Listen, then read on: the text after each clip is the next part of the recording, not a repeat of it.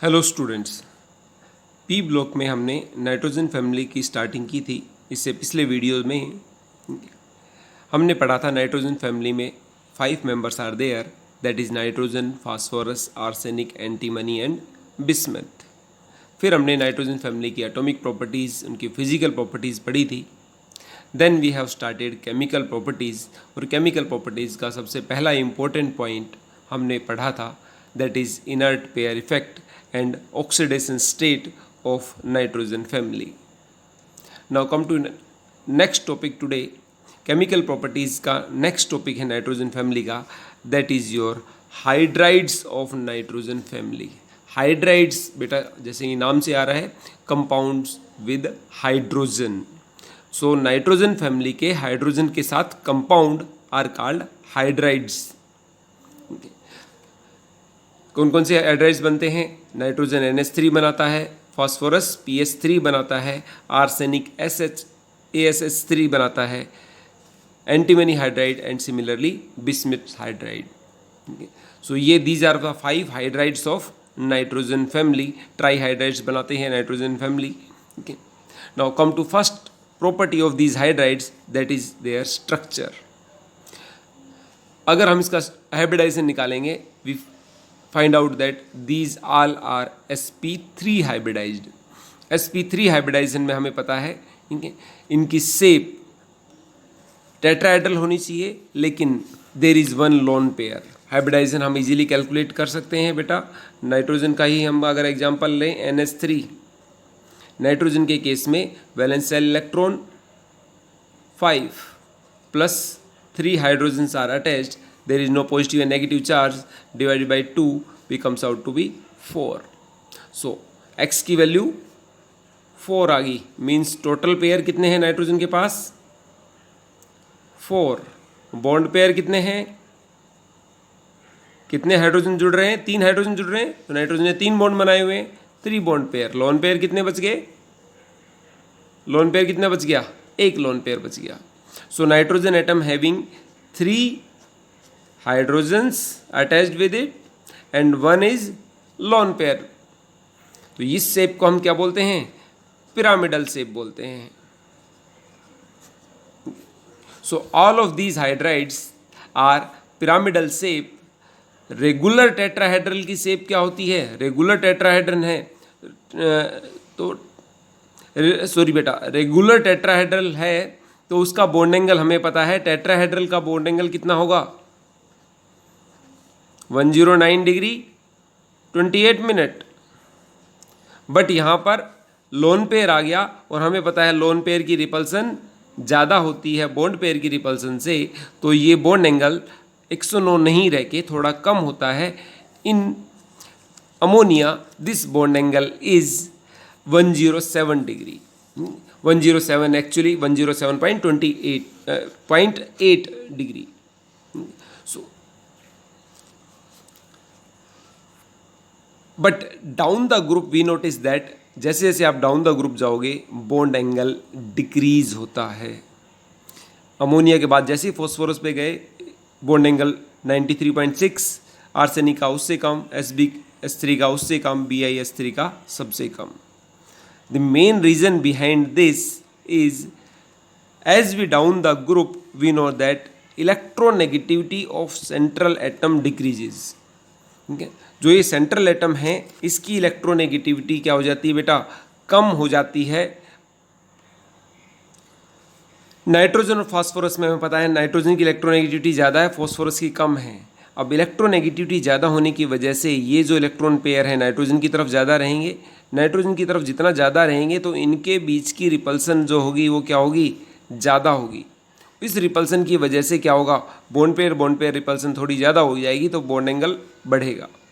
But phosphorus के case में क्या है? Phosphorus is very less electronegative than nitrogen. Phosphorus की इलेक्ट्रोनेगेटिविटी नाइट्रोजन से बहुत कम होती है। इस वजह से व्हाट विल हैपन, ये जो बॉन्ड पेयर है वो फॉस्फोरस के ज़्यादा पास नहीं रहेंगे, थोड़ा सा हाइड्रोजन की तरफ आएंगे, ठीक है, सेंटर की तरफ जाएंगे।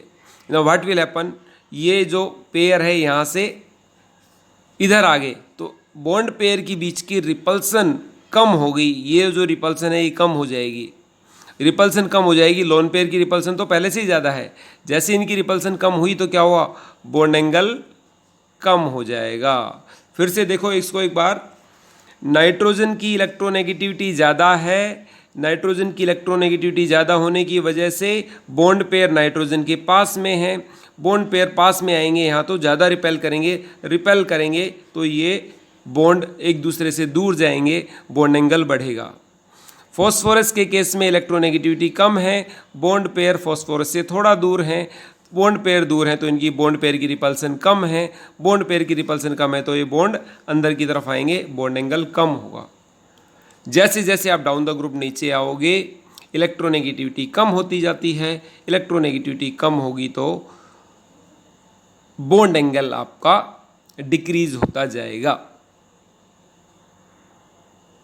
Now come to next property, that is your boiling point. Boiling point phosphoric hydride से, फॉस्फोरस हाइड्राइड से बिस्मिथ हाइड्राइड तक बढ़ता है, बट NH3 का ज़्यादा है फॉस्फोरस से।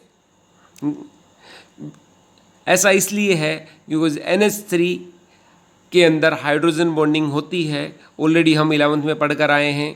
अगर हाइड्रोजन नाइट्रोजन, ऑक्सीजन या फ्लोरीन 3 एटम के साथ जुड़ा हुआ है, सो उस कंपाउंड में इंटरमोलिकुलर हाइड्रोजन बॉन्डिंग होती है and that is strong intermolecular force of attraction, और उसकी वजह से मेल्टिंग और बॉइलिंग पॉइंट बढ़ता है। यहाँ से इंपॉर्टेंट क्वेश्चन है, NH3 और PS3 में NH3 का बॉइलिंग पॉइंट ज़्यादा होगा। क्यों ज़्यादा है बेटा? बिकॉज NH3 के अंदर हाइड्रोजन बॉन्डिंग होती है।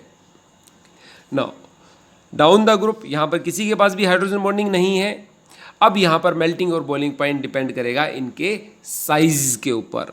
जैसे जैसे साइज बढ़ता है मेल्टिंग और बॉइलिंग पॉइंट भी बढ़ता है। PS3 से BiS3 तक down the group atomic size बढ़ेगा, मोलिकुलर साइज बढ़ेगा, उसकी वजह से मेल्टिंग और बॉइलिंग पॉइंट भी बढ़ेगा। Next one is your solubility. NH3 अभी बात कर रहे थे हाइड्रोजन बॉन्डिंग होती है और वाटर के अंदर भी हाइड्रोजन बॉन्डिंग होती है। That's why NH3 is easily soluble in water. Ammonia water के अंदर आसानी से सोलूबल हो जाता है बिकॉज ये वाटर के साथ हाइड्रोजन बॉन्डिंग करता है। But other hydrides PS3, ASS3, SbS3 and BiS3, these do not form hydrogen bonding with water, so these are insoluble in water. तो सोलूबिलिटी में सिर्फ अमोनिया NH3 वाटर में सोलूबल है, other halides are insoluble in water. Next property is thermal stability. Thermal stability बेटा, heat करने से कोई compound easily टूटता है या नहीं टूटता। जो कंपाउंड जल्दी टूट जाता है हीट करने से, that means it is less thermal stable, और जो कंपाउंड इजीली नहीं टूटता that is your more thermal stable. Okay, now यहाँ पर सिंपल सी बात है, NH बॉन्ड लेंथ छोटी है, BiH बॉन्ड लेंथ बड़ी है। तो जैसे आप हीट करोगे ये बॉन्ड जल्दी टूटेगा, ये बॉन्ड इजीली नहीं टूटेगा। सो down the group thermal stability decrease होगी। NH3 is more stable, more thermal stable then BiH3 is very less thermal stable. So down the group thermal stability decreases. Next property is reducing character.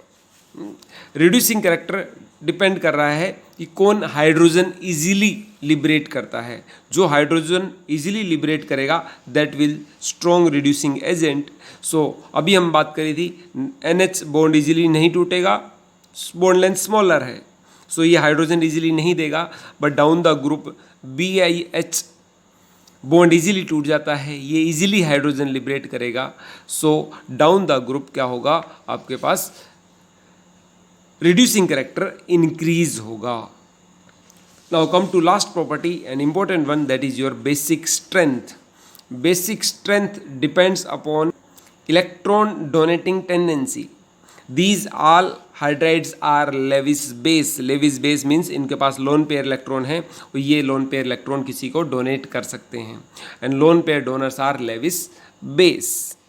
Down the group atomic size increase हो रहा है तो molecular size क्या हो रहा है, बढ़ रहा है। डाउन द ग्रुप साइज बढ़ रहा है।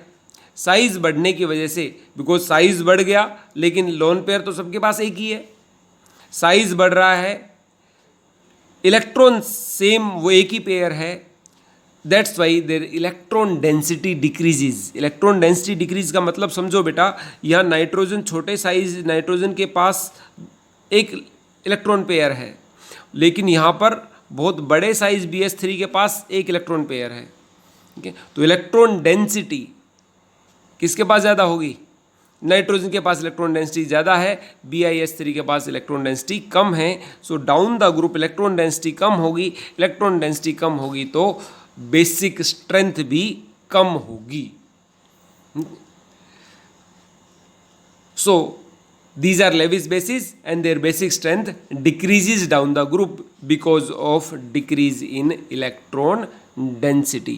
So that is about your hydrides of nitrogen family and their properties. Thank you.